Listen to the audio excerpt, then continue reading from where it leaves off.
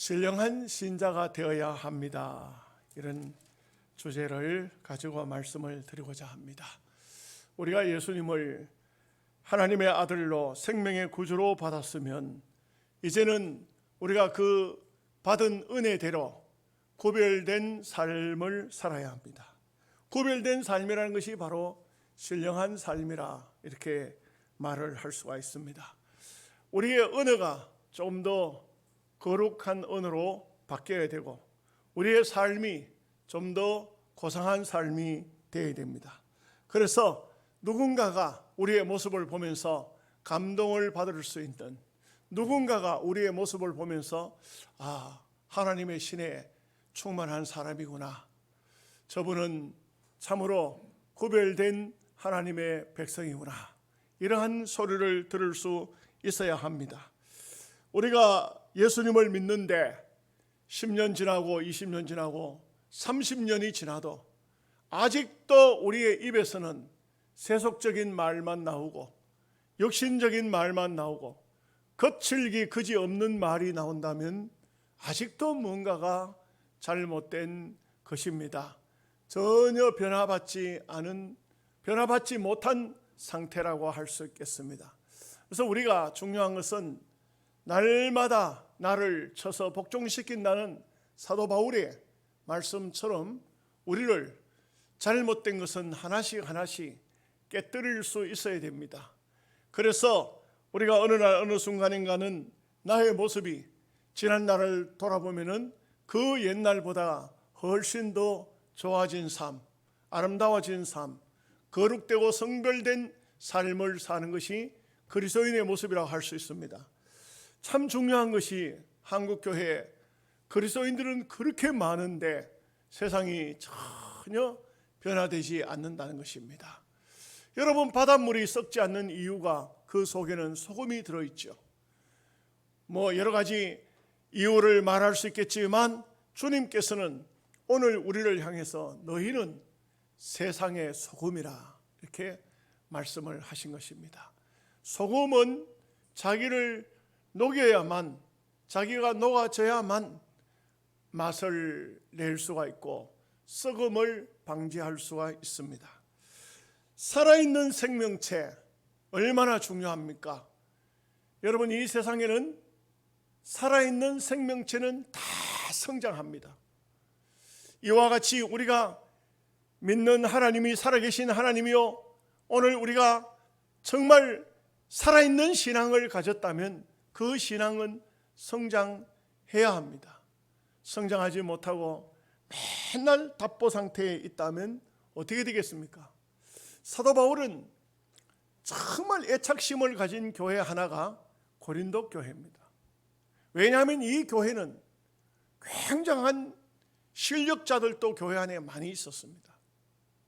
상당한 사람들이 많이 있었습니다. 큰 교회였습니다. 고린도 지역에서 이 고린도 교회는 굉장한 영향력이 있는 교회였습니다. 그런데 문제가 뭐냐 하면은 이 교회는 계속해서 분쟁을 한 겁니다. 계속 다툰 것입니다.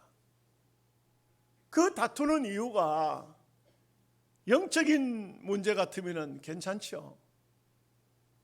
그런데 이것이 아니고 전부 육신에 속한 팝을 그 안에, 교회 안에 아볼로파, 게바파, 바울파, 그리스도파, 파당이 4개가 딱 지어져 있어가지고 이 교회가 얼마나 골머리를 썩였는지 몰라요.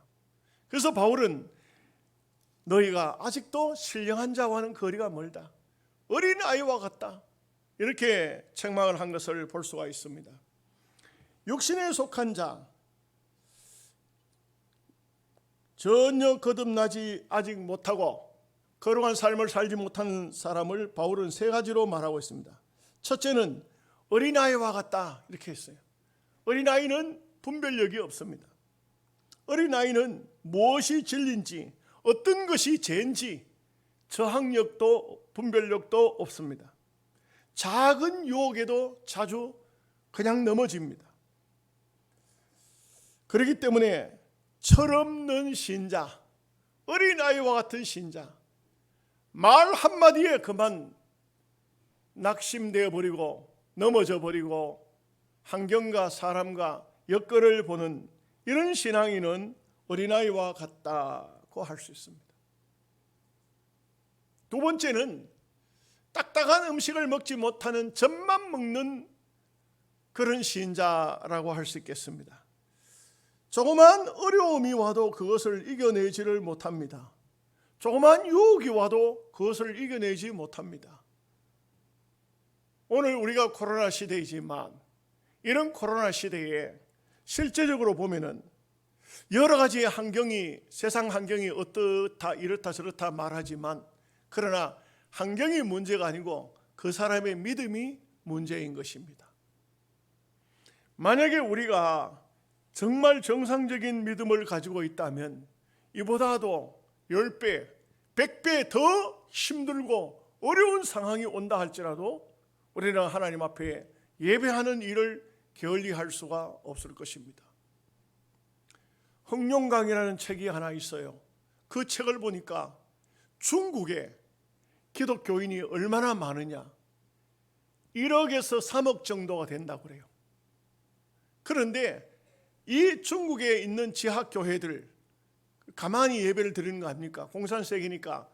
공산세계는 밤 저녁 시간에는 자유가 주어지죠.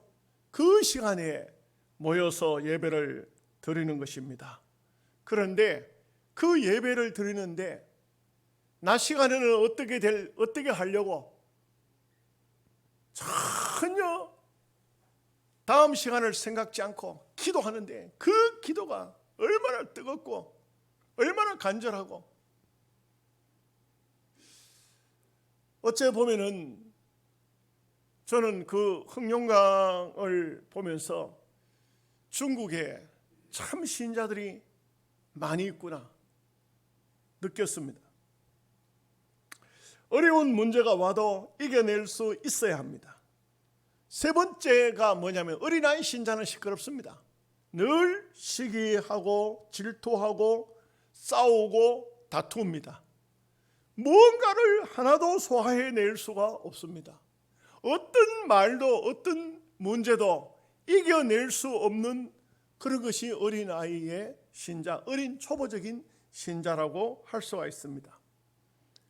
윌리엄 부스가 이런 말을 했습니다. 장차 다가올 종말의 시기에는 종교는 있으나 성령이 없고, 속죄는 있으나 중생이 없고, 도덕은 있으나 하나님께 대한 두려움이 없고, 천당은 있으나 지옥을 말하지 않는 시대가 올 것이다. 이렇게 예견했습니다. 우리는요, 껍데기만, 겉모양만 신자의 모습을 갖췄다고 신자가 되는 것은 아닙니다. 그야말로 내 속 사람이 하나님의 사람이 돼야 그 사람이 진실된, 거룩된 하나님의 사람이라고 할 수가 있습니다. 우리가 신령한 삶을 살기 위해서 몇 가지 필요한 것이 있습니다. 첫째는 신령한 신자는 하나님을 향하여서 거룩된 삶을 살아야 신령한 신자라고 할 수 있습니다. 하나님을 염두에 두고 그렇게 사는 것입니다. 여러분, 옥하는 목사가 고인이 되셨습니다만 교회 경신 협의회를 조직을 했습니다. 이것은 뭘 말하냐면 교회가 갱신되지 않고 목회자가 변화되지 않고는 세상을 이길 수가 없다는 것입니다. 우리 장로교단을 장로교회를 세운 칼빈의 이름을 따라서 칼빈주의라고 이렇게 말합니다. 칼빈은 어떤 사람이냐면 하나님의 말씀에서 우리가 늘 개혁을 해야 된다 이렇게 말합니다. 그래서 말씀에서 개혁을 해야 된다 하는데 이 종말의 시기가 오면서 말씀이 어디로 사라져가고 있습니다.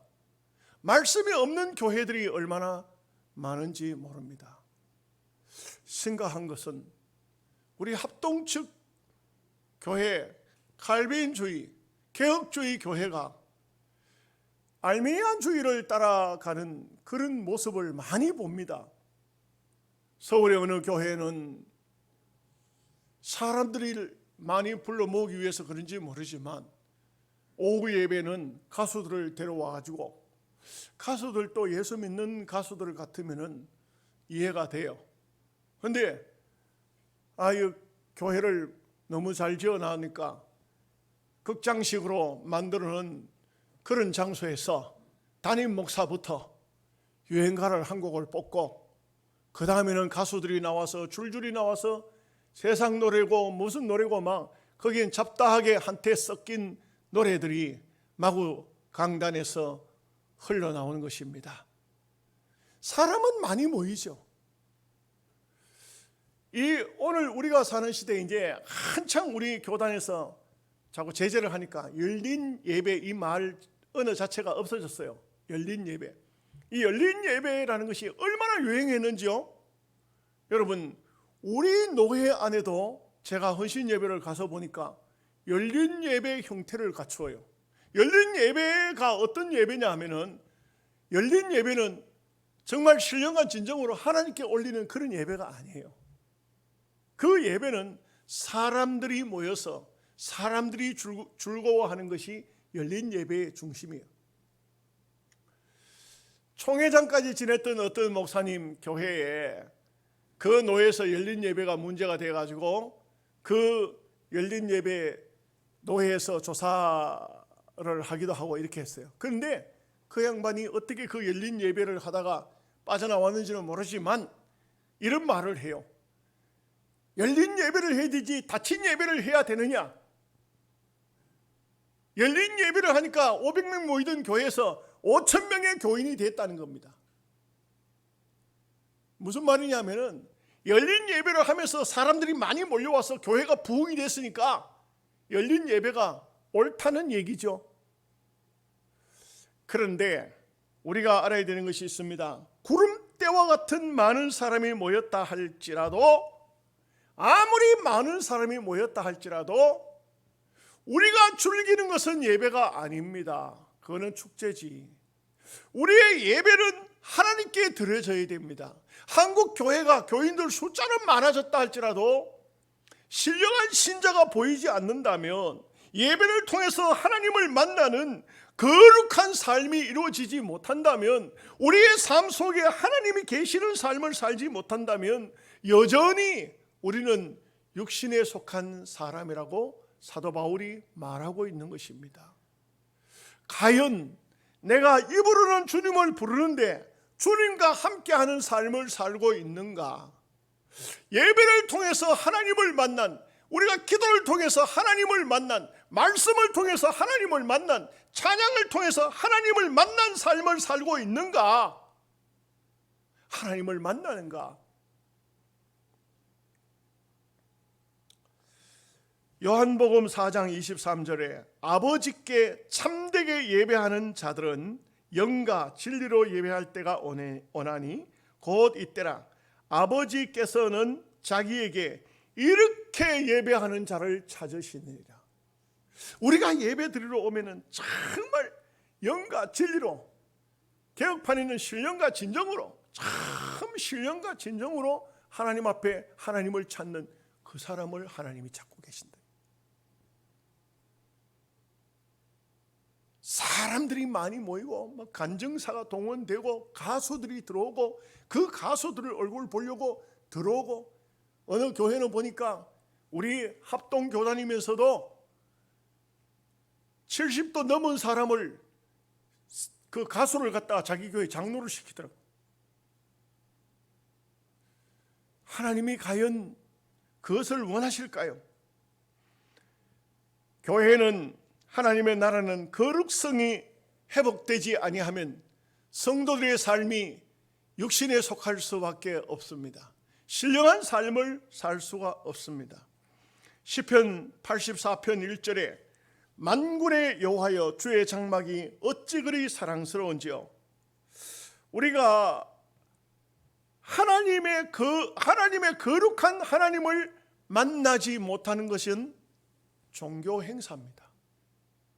예배가 아니고 종교 행사로 교회에 왔다가 그냥 가는 거예요. 종교 행사.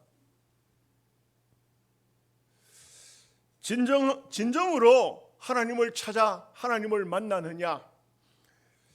한창 유다 이스라엘 백성들이 종말이 되어져 갈 때에, 그때 보면은 그때 상황을 이사야 선지자는 한마디로 딱 이렇게 말했어요. 이사야서 1장 12절 말씀에 너희가 내 앞에 보이러 오니 그것을 누가 너희에게 요구하였느냐? 너희는 내 마당만 밟을 뿐이니라. 하나님 앞에 보이러 온다는 겁니다. 보이러. 오늘 우리가 하나님께 보이러 오는 그런 신앙은 아니겠죠? 정말 하나님을 찾는, 하나님께 예배하는, 우리는 구원받은 주의 백성으로 하나님 앞에 감사하고 찬양하는 이런 마음이 되듯이 그냥 내 얼굴을 한번 하나님 앞에 안 보이면은 또 내가 한번 얼굴이나 보이고 와야지. 그래서 소위 애들끼리 야, 나 교회 갔다 올게. 교회 왜? 예배 잠깐 보고 올게.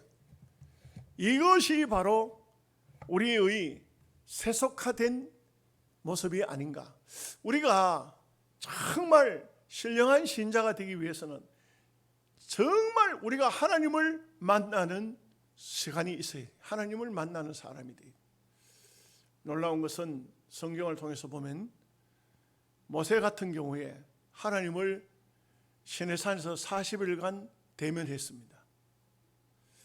모세는 잘 몰랐어요. 그런데 40일 만에 모세가 시내산에서 내려올 때 모세의 얼굴에서 광채가 났어요. 빛이 났어요. 사람들이 모세의 얼굴을 쳐다볼 수가 없었어요. 모세의 얼굴에 수고를 듣고 얘기를 나누었어요. 여러분, 우리가 영적으로 말할 때 정말 하나님을 가까이 하고 하나님을 대면한 사람은 마치 모세의 얼굴에서 빛이 나는 것처럼 우리의 생활과 삶과 영적인 육적인 모든 방면에 빛나는 삶을 살 수가 있습니다. 두 번째는 우리가 신령한 신자는 어떤 삶을 사느냐? 신령한 신자는 신령한 것을 먹어야 됩니다. 이것은 우리 말이 참 굉장히 편리한 말이 많은데, 먹는다는 것은 취한다는 것인데, 가진다는 것인데, 이게 참 중요하다고 생각합니다. 무엇을 우리 말은요, 먹는다는 의미의 말을 참 많이 사용해요. 그래서 우리 음식과 관련된 말들이 얼마나 많은지 몰라요. 생활 속에 보면은 그거 다 얘기할 수는 없지만, 현대 시대에 와서 먹는 음식물이라는 것은 매우 중요하죠. 사람이 건강하게 살려면 건강한 음식을 먹어야 됩니다. 옛날 사람들은 그렇게 오래 살지 못했습니다. 그때는 뭐 농약이라든지 이런 것도 적게 사용했고 한데도 음식물을 왜 제대로 못 먹었을까? 그러니까 우리 옛날에 보면은 그런 경우 많이 있죠. 뭐 음식물 놔뒀다 곰팡이 피고 뭐 이렇게 해도 쉬었다 하죠. 쉬었다 해도 다 물에다 씻어가지고 먹고 막 이렇게 했어요. 너무 가난하게 살고 배고픈 삶을 살다 보니까 이런 것들이 다 병을 만듭니다. 약용식물학을 공부를 해보면 식약동원이라 그래요.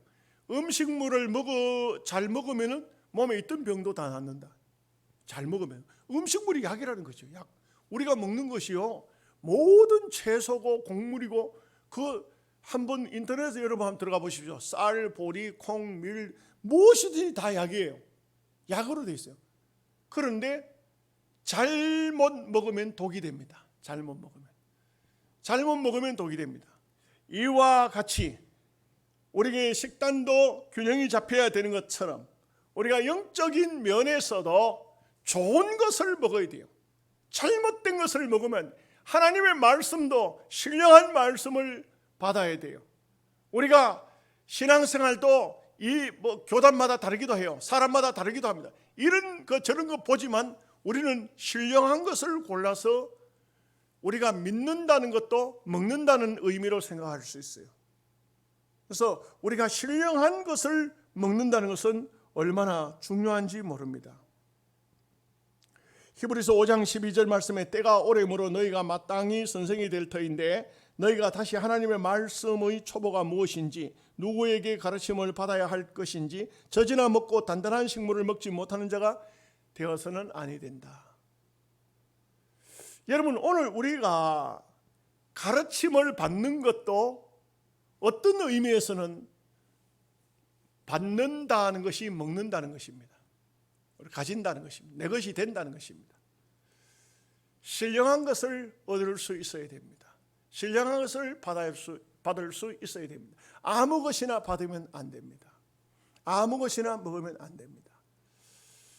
참 개교회라 하죠. 교회마다 목회자가 있고 목회자 따라서 그 교인들이 신앙생활을 하게 됩니다. 그런데 목회자의 성향 따라서 이상한 것들을 교회 안에 가지고 오는, 강단에 이상한 것들을 올리는 그런 경우가 없지 않아 있습니다. 우리가 참 이 말세의 시대가 될수록 좋은 것을, 아름다운 것을, 제대로 된 것을 먹을 수 있어야 신령한 삶을 살 수가 있습니다. 하나님 말씀을 바르게 먹을 수 있어야 합니다. 하나님 말씀이 왜 중요합니까? 히브리서 4장 12절 말씀에 하나님의 말씀은 살아있고 했습니다. 말씀이 살아있다는 겁니다. 이 살아있기 때문에, 말씀이 살아있기 때문에 어떤 역할을 합니까? 활력이 있어 좌우에 날선 어떤 검보다도 예리하여 혼과 영과 및 관절과 골수를 찔러 쪼개기까지 하며 또 마음의 생각과 뜻을 감찰하나니. 여러분, 하나님 말씀이요, 우리의 심령 속에 와서 때로는 이 말씀이 들어오면서 참 말씀의 짜릿함, 아픔, 이 말씀이 들어와서 잘못된 부분을 찔러서 막 쪼개야 돼요. 찔러서 쪼개고, 끊을 건 끊어버리고, 버릴 건 버리고. 말씀이 들어오는데도 무감각한 상태는 죽은 상태입니다. 하나님 말씀이 여러분의 심령 속에 들어와가지고 오랜 세월 동안 내게 붙어있던 더러운 죄악들이 끊어져 나가야 돼요. 떨어져 나가야 돼요. 잘라져 나가야 돼요. 이게 하나님 말씀이 들어오면서 하나씩 하나씩 수술이 돼야 돼요. 이렇게 될 때에 이 하나님 말씀이 생명을, 우리에게 새 생명을 주는 것입니다. 요한복음 5장 25절 말씀에 진실로 진실로 너에게 이르노니 죽은 자들이 하나님의 아들의 음성을 들을 때가 오나니 곧 이때라. 듣는 자는 살아나리라. 하나님 말씀이 우리의 심령 속에 들어오면 이 죽은 자도 하나님 말씀을 통해서 살아난다는 것입니다. 하나님 말씀이 우리의 심령을 살린다는 것입니다.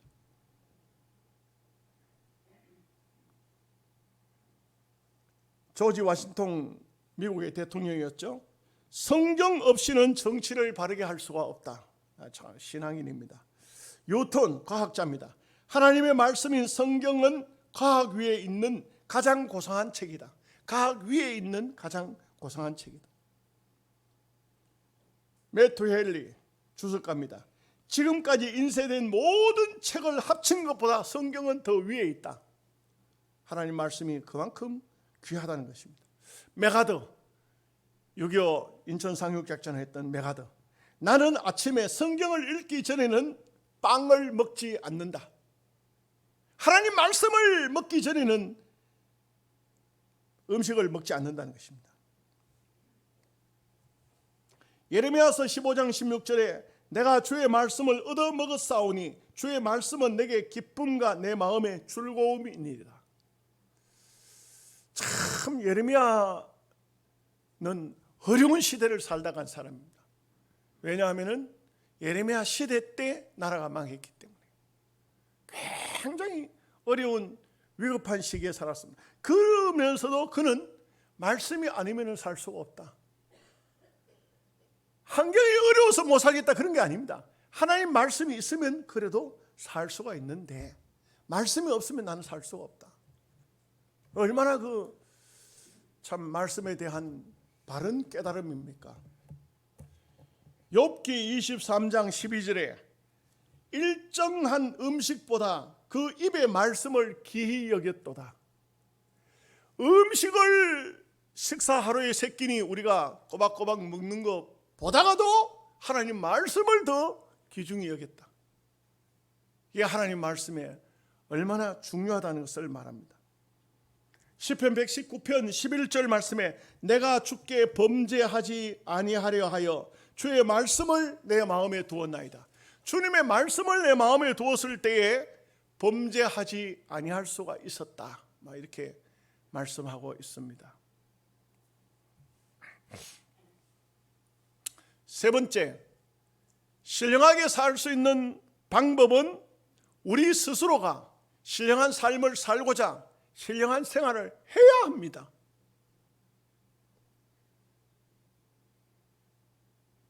그냥 신령한 삶을 살게 해 주옵소서 그렇게 가지는 안 됩니다. 어제 우리 총회 어떤 기자 한 분이 글을 써서 올리면서 이렇게 말했습니다. 주님, 나를 죽여 주옵소서.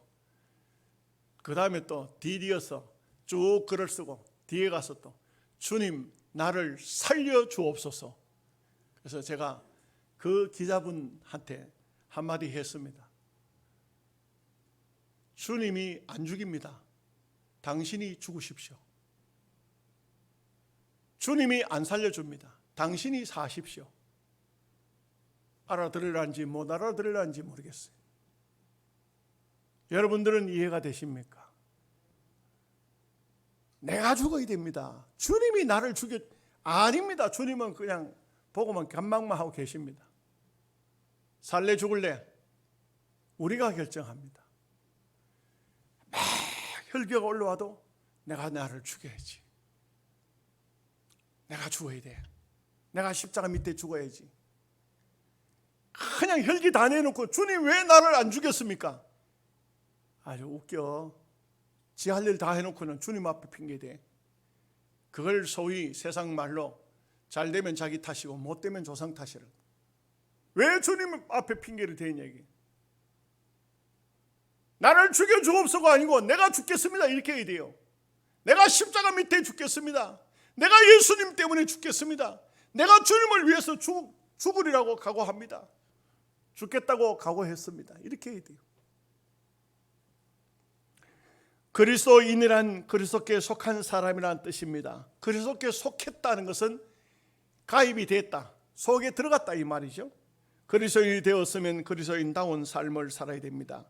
그리스도인답게 산다고 말할 때에 신령한 삶을 사는 사람을 그리스도인답게 산다고 말합니다. 그냥 예수 믿어서 직분이 뭐다 이걸로 그리스도인이라고 이렇게 하기가 어렵습니다. 우리는 목사가 됐다, 장로가 됐다, 권사가 됐다, 집사가 됐다 그걸 자랑할 이유가 한 개도 없습니다. 예수님을 닮아서 예수님처럼 사는 것이 자랑거리가 되어야 됩니다. 고린도전서 2장 14절 말씀에 육에 속한 사람은 하나님의 성령의 일들을 받지 아니하나니 이는 그것들이 그에게는 어리석게 보이며 또 그는 그것들을 알 수도 없나니 그러한 일은 영적으로 분별되기 때문이라. 여러분, 신령한 세계의 이야기는 신령한 신자만 알아들어요. 그런 얘기를, 신령한 얘기를 하면은 뭐 쓸데없는 말을 하냐, 이 바쁜 세상에 뭐 자꾸 말도 안 되는 얘기를 하냐. 신령하지 않은 사람은 그런 얘기를 알아들을 수가 없습니다. 어떤 사람은 신앙적인 얘기 해보면 참 답답한 분이 있죠. 전혀 신앙적인 면에서는 그냥 예수를 믿는데 하나의 종교생활이에요. 하나님을 만난 일도 없고 깊이 있게 기도하는 일도 없고 자기의 신앙의 간증도 없고 뭘 가지고 그러면서도 하는 말이 저 예수 믿는 사람입니다. 교회에서 직분도 받았습니다. 참 답답할 때가 많지요. 신령한 자 하는 것은 원어 말씀이 푸뉴마티코스라는 말인데 영에게 속한 사람. 우리가 신령한 신자, 제가 오늘 신령한에 대한 말씀을 했는데 신령한 신자는 영의 성령에 속한 사람이라겠죠. 성령으로 생각을 하는 겁니다. 성령으로 말을 하는 겁니다. 성령으로 사는 것입니다. 이것이 바로 신령한 신자라. 그래서 푸뉴마티코스라 이렇게 성령의 사람, 하나님의 사람이라겠죠. 마음에 성령이 와 계시지 않으면 신령한 성도가 될 수가 없습니다. 고린도전서 3장 16절에 너희는 너희가 하나님의 성전인 것과 하나님의 성령이 너희 안에 계시는 것을 알지 못하느냐. 우리의 마음에 성령이 계시고 우리의 마음에 주님이 계시면 그 사람은 신령한 신자가 틀림없습니다. 고린도후서 1장 22절 말씀에 그가 또한 우리에게 인치시고 보증으로 우리에게 성령을 주셨느니라. 성령이 내 마음속에 오셔야 신령한 신자입니다. 성령 받은 신자가 신령한 신자입니다. 그래서 찬송을 거룩 부른다고 거룩한 신자가 아닙니다. 우리의 삶이 성령을 받아서 성령의 인도대로 살아가는 사람이 신령한 신자, 거룩한 신자라고 할 수가 있습니다. 신앙생활을 하면서 교회를 나오면서 아직도 신앙의 세계가 무엇인지 경험이 없고 아직도 육신적인 어려움이 오면 물에도 불에도 넘어지면 천방지축이 되어서 살아가는 삶은 아직도 신령한 세계가 무엇인지를 알지 못하는 것입니다. 영적인 세계를 깨닫지 못하는 것입니다. 십자가의 피 묻은 복음을 알지 못하는 것입니다. 사람들 중에는 자기 한 사람으로 인해서 하나님의 영광이 얼마나 땅에 떨어지고 하나님의 영광이, 하나님의 교회가 얼마나 세상 사람들에게 손가락질을 받는데도 자기는 모르는 사람이 있어요. 그걸 깨닫지 못하고 그걸 알지 못하는 게 있어요. 육에 속한 사람이라고 할 수 있겠습니다. 육신에 속한 사람은 신령한 세계 일을 알 수가 없어요. 여러분, 우리가 성경을 통해서 계시된 말씀을 통해 천당을 알죠? 천당을 가본 분이 있나요? 천당을 어떻게 알겠어요? 어머니 태중에 든 아이는 이 세상을 모를 겁니다. 알 수가 없죠. 어머니 태중에 들은 아기는 탯줄만 있으면 되잖아요. 눈도 코도 귀도 입도 필요가 없어요. 탯줄이 딱 끊어지는 순간에는 코로 숨을 쉬어야 돼요. 눈을 이제는 어느 정도 되면 눈을 떠져야 돼요. 또 어느 정도 되면 입이 떨어져야 돼요. 그렇지 않으면 온전한 삶을 땅 위에 살 수가 없어요. 이와 같이 영적으로도 오늘 우리가 영적인 세계에서 주님을 만나 주님을 내 마음속에 영접했을 때 하나님의 사람으로 그야말로 푸뉴마티, 내 영혼이 하나님께 속한 사람, 풀마티코스, 하나님께 내 영혼이 속한 사람이 되는 겁니다. 하나님 영혼, 하나님 속에, 성령 속에 내가 들어가 버리는 겁니다. 그리고 내가 사는 데는 성령이 내 마음 속에 와버리는 것입니다. 오시는 겁니다. 신앙생활을 하면서 여전히 아직도 세상 것을 끊지 못하고 버리지 못하고 방탕한 삶을 살고 있는 그런 삶 속에서는 하나님을 만날 수 없습니다. 우리가 하나님을 만나려고 할 때에는 이 세상 육신적인 모든 것을 다 주님의 말씀의 검을 통해서 끊어버리고 성령을 만나야 됩니다. 우리가 진정한 복이 무엇입니까? 진정한 복. 우리가 교회에 오면 복 받는다. 이것을 육신적인 복으로 생각하는 사람은 뭘 말합니까? 돈을 많이 벌었다. 복 받았네요. 건세를 얻었다. 어우, 큰 복을 받았어요. 아프다가 건강해졌다. 아이고, 복 받았습니다. 그러나 진짜 복은 예수 그리스도를 만나는 것입니다. 예수 그리스도를 만나고 그분께 내 모든 삶을 맡기는 겁니다. 주님, 나의 삶을 맡아 주옵소서. 나의 영혼도 육체도 주님 다 맡아 주옵소서. 주님께 다 맡기는 것입니다. 그리고 이제는 어떻게 사느냐? 주님으로 사는 것입니다. 주님으로 사는 겁니다. 요즘에 새벽기도 시간에 시편을 보는데요, 이 다윗을 보면은 참 저는 그 시편을 연구하면서 말씀을 듣다 보면서 느끼는 게 뭐냐? 다윗은 굉장히 신앙의 차원이 높다는 것입니다. 어떻게 이런 신앙이 높은 차원의 신앙을 가질 수가 있었을까? 누가 다윗을 특별히 지도했나요? 그거 아닙니다. 다윗은 많은 어려움을 겪으면서 많은 고난을 겪으면서 깊이 하나님 앞에 기도하고 날마다 하나님, 오늘 또 하나님 은혜가 아니면 못 삽니다. 오늘 하루도 하나님이 나에게 은혜를 주셔야 됩니다. 하나님 나를 붙잡아 주세요. 이 삶을 살다가 보니까 굉장히 차원이 높아져 있는데 느낌이 뭐냐면 결국은 다윗은 뭐라고 말하냐면 하나님, 나에게 지금 고난을 가하고 있는, 나를 지금 핍박하고 어려움을 주고 있는 그 사람은 하나님의 원수입니다. 이렇게 말하고 있어요. 왜냐하면 자기는 하나님께 결탁된 삶을 살고 있으니까 결국 나를 괴롭히는 것은 하나님을 괴롭히는 것이다. 이 아주 그 차원이 굉장히 고차원적인 그런 신앙의 삶을 살고 있어요. 우리는 좀 죄송한 얘기지만 저부터도 하나님은 하나님, 나는 나 이러면서 신앙생활이라고, 이게 웃기는 거죠. 사실은 진짜 신앙생활이라는 것은 그런 게 아닌데, 하나님과 늘 함께하는 삶, 하나님께 동화된 삶, 이것이 진정한 신앙생활입니다. 여러분 다 신령한 신자가 되시기를 주님의 이름으로 축복합니다. 하나님 아버지 감사합니다.